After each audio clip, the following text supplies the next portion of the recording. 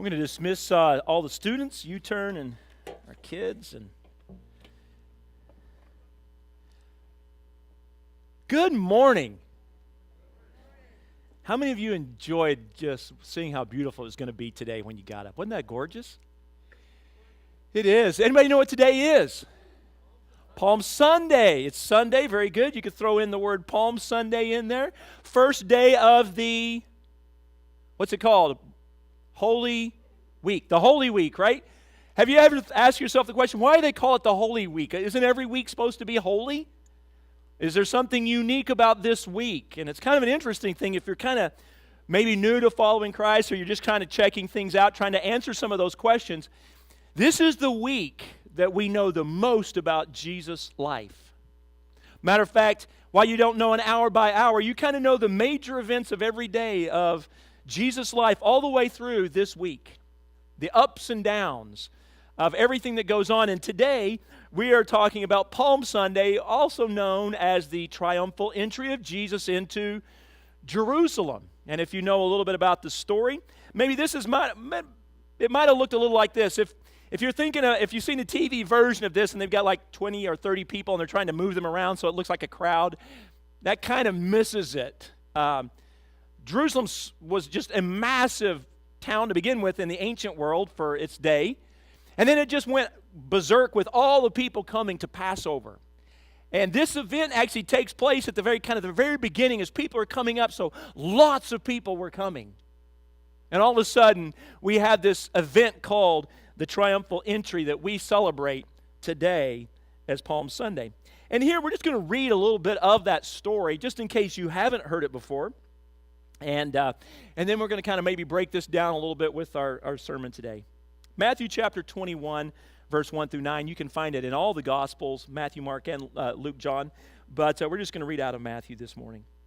Now when they drew near to Jerusalem and came to Bethphage, to the Mount of Olives, then Jesus sent 2 disciples, saying to them, "Go into the village in front of you, and immediately you will find a donkey tied, and a colt with her.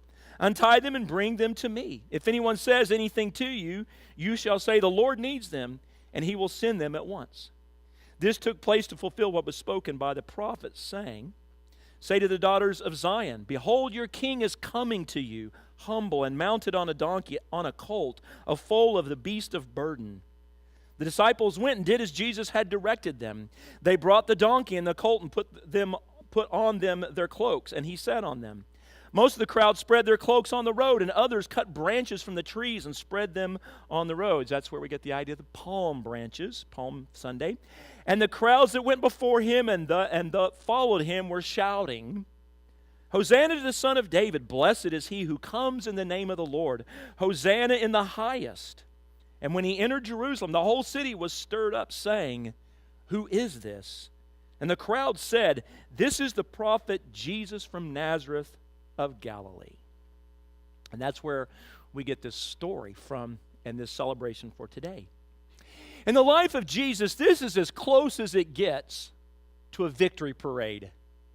Any of you ever celebrate like a hockey victory parade? Probably not.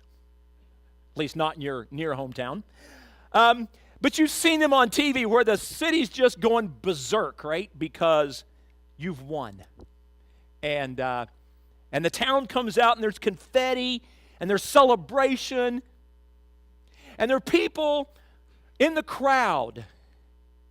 But let's admit that even in one of those parades, there's a lot of different kind of people in that parade, aren't there? Everybody's together. They're all cheering on and they're cheering, "Well done. You're great. You're the best." That's exactly what's going on for Jesus in this moment. This crowds, as they're singing these psalms that had been sung many times before, out of the book of Psalms, all of a sudden they had special meaning with Jesus. This large crowd's cheering him on, and "You're the best. We're with you. We're on your side.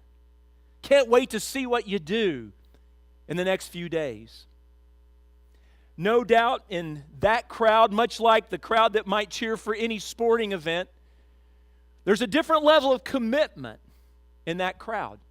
Think about, even if you kind of take your mind back, there are people who just got caught up in the enthusiasm. Matter of fact, one of the stories in the gospel is that some kids got caught up in it, and they realized that it was irritating some of the leaders. And so they did it just to irritate leaders, which I think is kind of funny. And so people were just caught up in it. Some were probably followers that were deeply committed to Christ. When they were saying the words, they had deep meaning to them. Others were probably just fans. Maybe they had seen Jesus do something miraculous. Maybe they just got caught up in the enthusiasm of it all. But it was easy. It was easy to be one of the people in the crowd and following Jesus because there was momentum. There was cheering. It was easy. It was joyful. It was fun. It was even hopeful. But soon, the cheers would settle down. It would grow much more quiet. And people would have to begin to make a real definite decision. Am I a fan or am I a follower of Jesus? Am I completely committed follower? Or am I just in with the crowd, depending on the circumstance? As we've been going through this series of sermons, each week I've challenged you, don't miss the invitation from God to follow Him. The last song we sang is, I will follow, I've chosen to follow you. And the reality is, we're really responding to the invitation to be a follower. And it raises the question still, where are we? Are we fans or are we followers? Have we taken that step and moved from just kind of any kind of level of commitment to deep following of Jesus? And this is a call of greatness, a call towards greatness, a call towards abundant life. Not just living on the peripheral, but living completely committed. The triumphal entries, fans, the ones that were there that were cheering that their voices go silent, they were very excited because they believed Jesus was who they wanted. He was going to be their hero. He was going to release them from Rome probably, and that was kind of their idea, that, soon taxes would go down. How many of you would cheer for that? Yeah, exactly. Woo! And that's probably what they were thinking. Pretty soon, we'll get rid of these guys, and we can have a more peaceful life. They were cheering for Jesus. But just like Jesus had earlier when He'd called people to follow Him, Jesus sets the parameters of the relationship. Fans want to control, followers give that up. And Jesus sets the parameters. Followers want to know Him intimately. These are the things we've been talking about. Followers want to know Him intimately. They want to pursue Him energetically.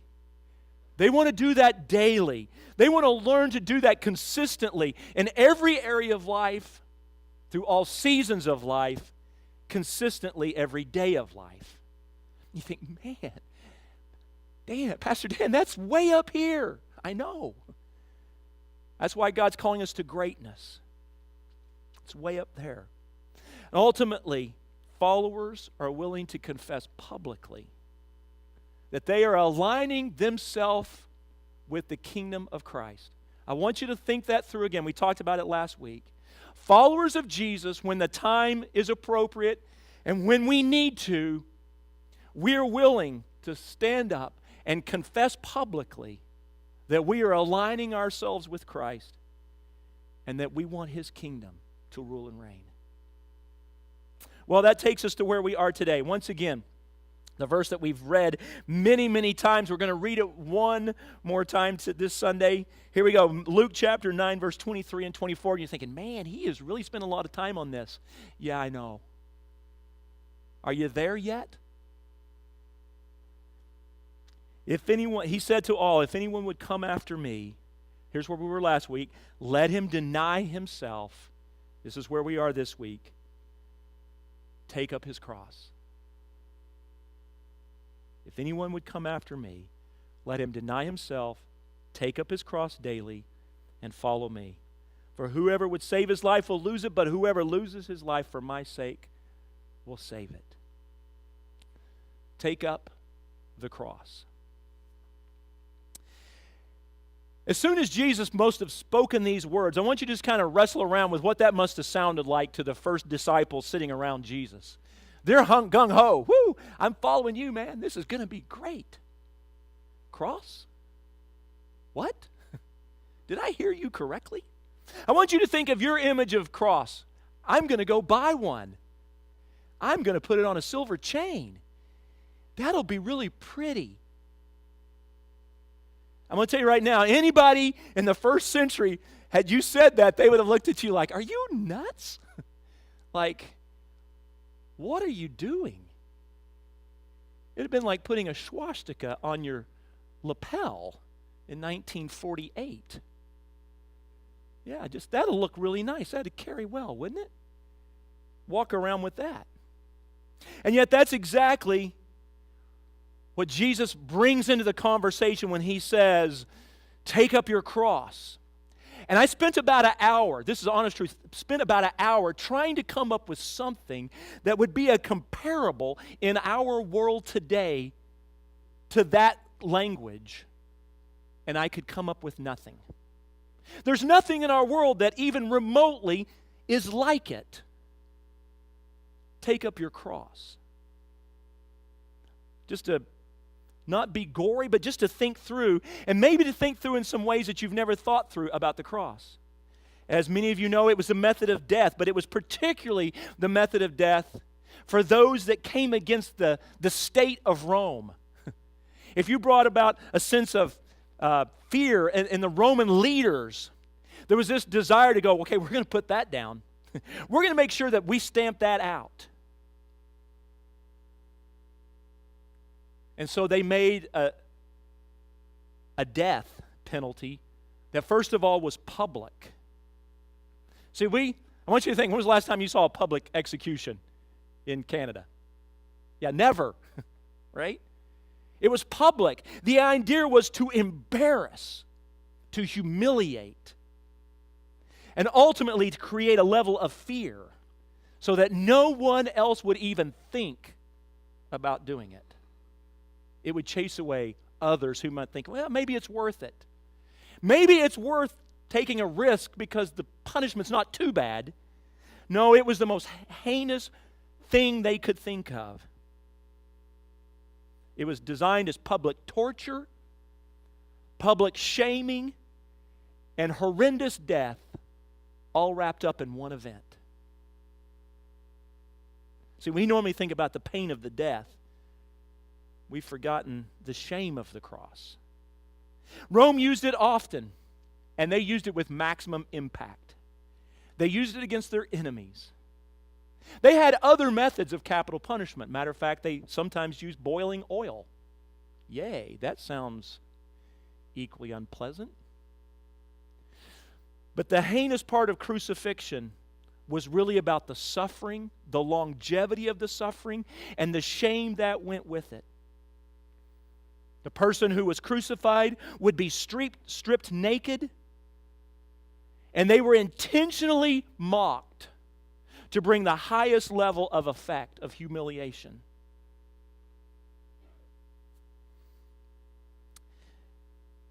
And Jesus says, take up your cross. My guess is there was silence in the group. The convicted person would often be required, matter of fact, everywhere it's recorded that I know of, to pick up their cross. And they would have to carry the beam. And we have a record of this for Jesus. And we know that someone helps him because he's not even able physically to carry it all the way. But he would be required to carry the cross as another act of humiliation. Much like if you were being sent to the gallows, that you would have to carry your own rope. Or if you're going to the firing squad, that you would have to carry the bullets. Just the humiliation, intensifying the shame. You would be required to carry that through town so that more and more people could see you. Most often you would be taken outside of town where roads intersected so that there would be lots of public traffic. And you would be hung up a little high so that everyone would notice you, so that everyone could see you. It would be visible. And Jesus declares, you are to take up your cross and follow me. Intentionally, daily, own this willingness to endure suffering for Christ if need be. I want you to just kind of wrestle around with what Jesus is asking. When Jesus said there must have been some soul searching amongst the disciples, my guess is there were men on the peripheral that heard these same words and went, I think I'm going to be busy next weekend. I think next weekend when Jesus is going to Jerusalem, my calendar is going to be a little bit preoccupied. We'll see how he does getting through that next Jerusalem visit. It appears to me that the disciples, the 12 that we know about, they attempted to prepare themselves for the inevitable, or what they thought might be a possibility in their life. And we see this in John chapter 11. There's a story here that we're just catching a little piece of the story where Thomas is interacting. We hear Thomas's thoughts about Lazarus dying, and then Jesus is going to go to heal him, which is very close to Jerusalem. Here's his thoughts. So when he heard that Lazarus was sick, he's speaking of Jesus, he stayed there 2 more days. And then he said to his disciples, let us go back to Judea. And I'd imagine they went, no. We're popular in Galilee. Let's stay up there. The ministry's going great. No. But Rabbi, they said, a short while ago the Jews there tried to stone you, and yet you are going back? A few verses later, then Thomas said to the rest of the disciples, let us also go, that we may die with him. See, they understood that Jerusalem was dangerous. Going there, it had been bad before, and they knew that it was going to be even worse this time. I'd imagine this triumphal entry is really an interesting moment in their lives. Can you imagine wanting to be a fan? Wanting to be a follower at that moment and cheer with the crowd? And all the while you're looking and going, oh, this is causing a disturbance. This may not go the way we want it to go. Matter of fact, if you actually look at Christian movies of this moment, the director doesn't know how to play it. So sometimes they play it, they're just cheering, and the disciples are just happy. And other ones, you can see them looking at guards and going, I don't think this is good. I don't know where these guys were on that day. But deep within, they knew that going to Jerusalem gave them the opportunity, the possibility of giving up their life. There was a large following that day, so maybe they felt comfortable that, hey, man, nothing's going to happen now. We're too big. We're too powerful. We got too much political clout now. They can't get Jesus now. We've crossed the hump. However, just a few days later, when it came time for them to really take that next step, they didn't do so well. Mark chapter 14, 43 through 50. Jesus is in the Garden of Gethsemane just before he's handed over to the guards.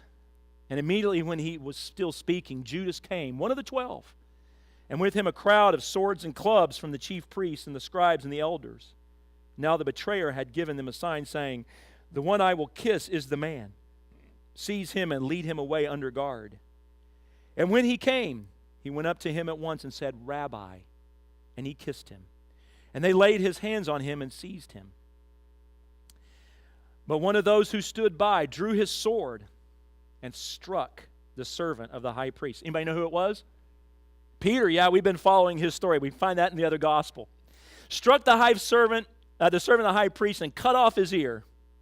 And Jesus said to them, have you come out against a robber with swords and clubs to capture me? Day after day I was with you in the temple teaching, and you did not seize me.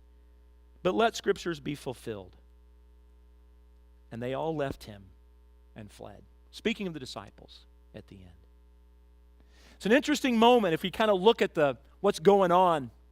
In this moment, these guys are willing to die. If you've ever wondered why weren't they willing to die, it appears to me they were. Peter's ready to go. Peter's the kind of guy you want beside you in battle because he's willing to swing the sword. He is ready to go. You don't take a swing at a guy with a sword that's got a sword unless you're ready to fight and ready to die. We know from the other Gospels that they only had 2 swords amongst them. They were seriously outnumbered. Peter didn't care. The challenge, though, in the end, Peter's not willing to die the way Christ is going to die. Not with shame. Oh, Peter's willing to die like a man. I don't know way better put that. Mano y mano, let's go, dude. I'll take you out. You got a sword, I got a sword, let's see. Let's go. And I'm willing to die like that. I'll be a hero. My name will be remembered. Maybe they'll build a monument after me. But all of a sudden, Jesus begins to bring all that down. And Jesus goes off the same way he came into the city, meek and humble. The illustration on Palm Sunday is he's riding on a donkey, and here he just lets them take him away. And Peter goes, no, not like that. I'm not dying like that.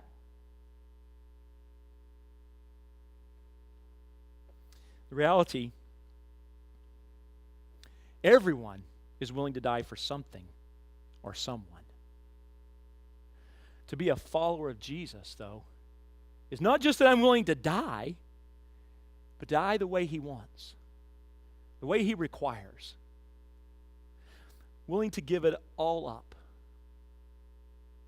I want to begin to ask you, who would you do that for? Right now, if you just had to think through the list of people that you would go, in a pinch, I would die for, my guess is most of you immediately said your children. I was watching a video just last night. A guy and his son are getting too close to a big bison. All of a sudden, the bison turns on him. The dad runs and leaves the kid on his own. And Johnny and I are watching this. He goes, "What a horrible dad!" And I went, "You're right." The kid, just so you know, he went around a couple trees and actually was smarter than the dad when it was all said and done. But I'll leave that one there. Not the kind of dad you want in a bison moment right there. Look for a different kind of dad. Would you be willing to give up your life for your family? Can you think of a close friend that in a pinch you'd go, absolutely, I'd do that? Jesus is asking, what is it in life that you would be willing to wake up every morning and say, if I had to give my life for something today, it would be this? Who is that? What is that? These are the things or people then that we would be willing to make little sacrifices for during that day. Does that make sense? If I wake up and go, you know what, if it's required of me today, life. I'll give my life for that person. If I'm willing to do that, then surely today I can make some micro steps that direction. If it's a small thing, I can be more loving, I can be more forgiving, I can work a little harder, I can do whatever I need to do for that person. It's not going to require the ultimate sacrifice, but I can sacrifice a little for them. See, here's the truth. We prove and reinforce our willingness to give the ultimate sacrifice when we sacrifice a little every day. Small things every day. What are those things for you? This is probably going to be a little bit introspective from this point on. And I really want you to ask yourself some tough questions. What is it that really matters to you? What cause is really at the top of your priority list? I'm going to just read off some, and if it hits you, great. Some of these have definitely hit me. Yeah, I'm willing to sacrifice for success or comfort. Would you sacrifice for freedom? Once again, none of these are necessarily bad. How about entertainment? Do you give your life away for entertainment? A little bit of every day? How about happiness? Is that the ultimate principle of life, and whatever you have to do to get that, that's what you'll do? That's the ultimate priority? How about recognition? Respect? How about you get on the baseball field and it doesn't matter what you have to do, you'll do anything to win. That's all that matters, is you got to win. Even if others get hurt. How about the ultimate priority of looking right? Just always looking right. That's your, I just have to do that. What cause is worth your daily attention and desire and willingness to sacrifice? It comes down to a very simple question. Is Christ your cause? Is He the ultimate priority in your life? Last week we taught about denying yourself, which was this confession publicly, aligning yourself with Him, His will, and His kingdom. I am a follower of Jesus. His will be done on earth as it is in heaven. Today we're actually saying, I'm willing to sacrifice for that confession. That which I said last week, I'm willing, no matter what it takes. No matter what it means financially or my time or my energy, I am willing to do that.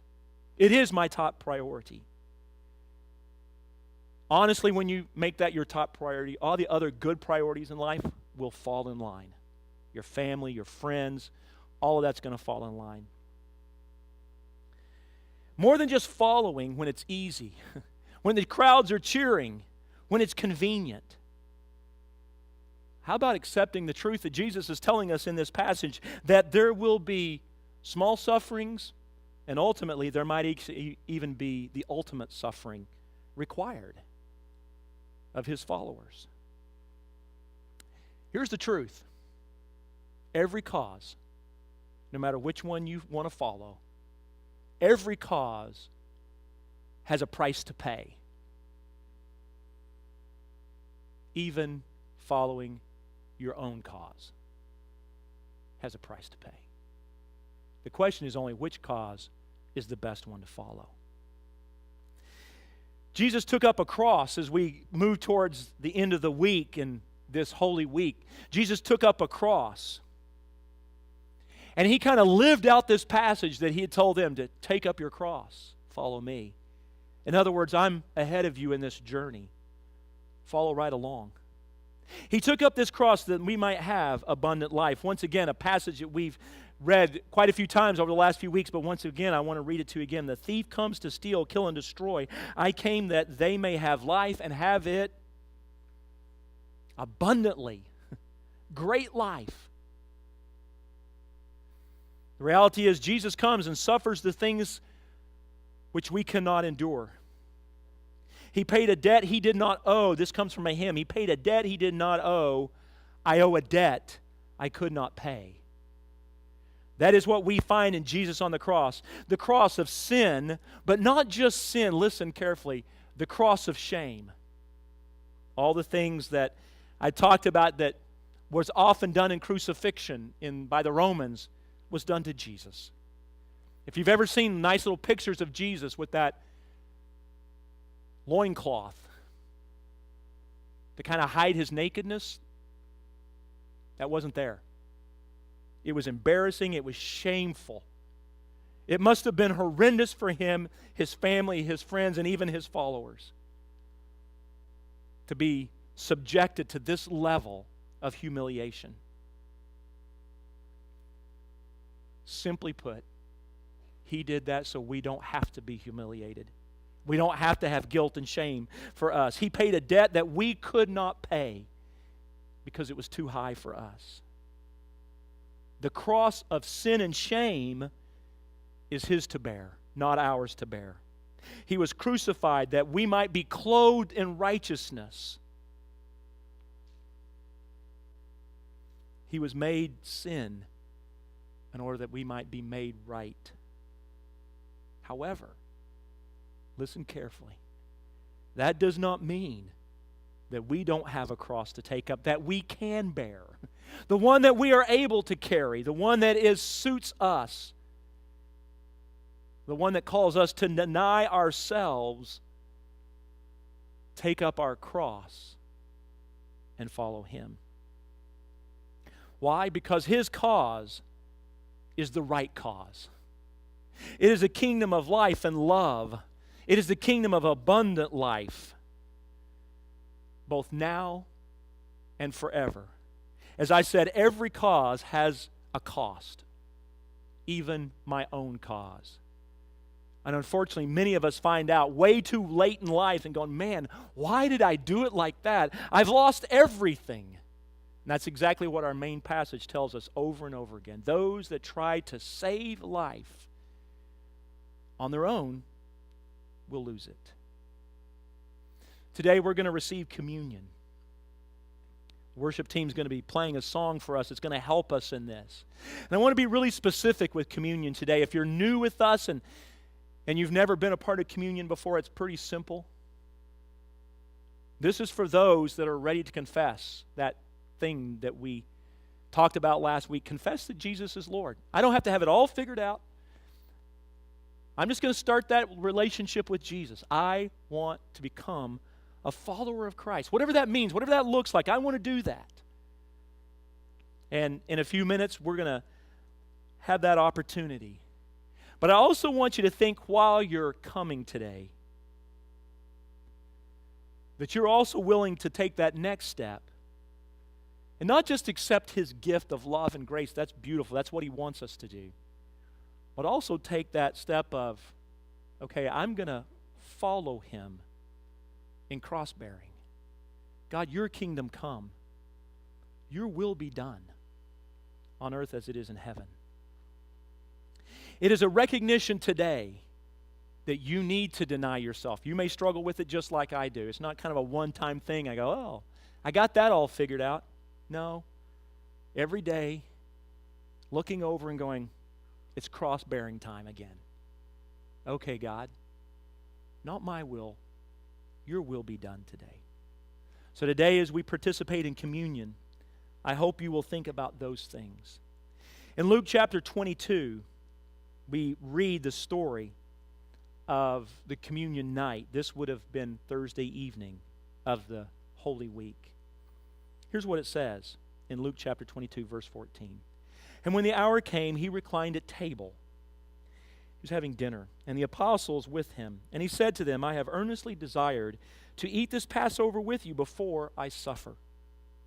For I tell you, I will not eat until it is fulfilled in the kingdom of God. He took a cup, and when he had given thanks, he said, take it, eat, and divide this among yourselves. For I tell you that from now on, I will not drink of the fruit of the vine until the kingdom of God arrives. And he took bread, and when he had given thanks, he broke it and gave it to them, saying, this is my body, which is given for you. Do this in remembrance of me. And likewise the cup after they had eaten, saying, this cup that is poured out for you is the new covenant in my blood. I chose this passage particularly today because it has that phrase, do this in remembrance of me. Today as you partake of communion, I hope you will remember what he has done and what he's calling you to. As the worship band plays, please feel free to come and partake of communion.